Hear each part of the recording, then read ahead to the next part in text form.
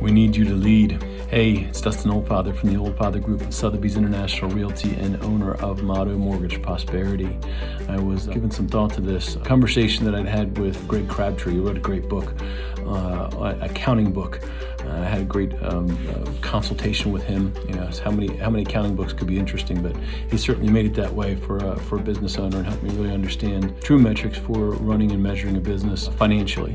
And so I want to say thank you to him for that. But one of the things he said in our conversation was there's a perception that our economy is driven by all of the Fortune 500 companies, when in fact it's driven by small and medium-sized businesses, which account for roughly 50% of the economy.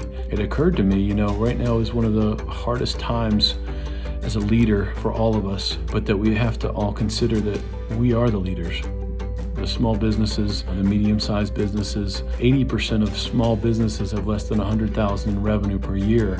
And what that means is that we're all on the front line of driving this economy, of driving us out of this really terrible situation that we're in. And there's so many things we don't know. It's particularly complex and confusing right now because we don't have any time boundaries. It's hard to know what's going to happen next as far as quarantines, whether there'll be more quarantines or where we will stand on that. But we've got to all, in the words of Jocko Willink, take extreme ownership, which means we've got to own everything around us and to take responsibility for it. Our relationships, our business, our savings, our finances. A lot of things are out of our control, but we've got to take ownership of the things in our lives we can control, and we've got to do the best thing we can to lead all of us through this.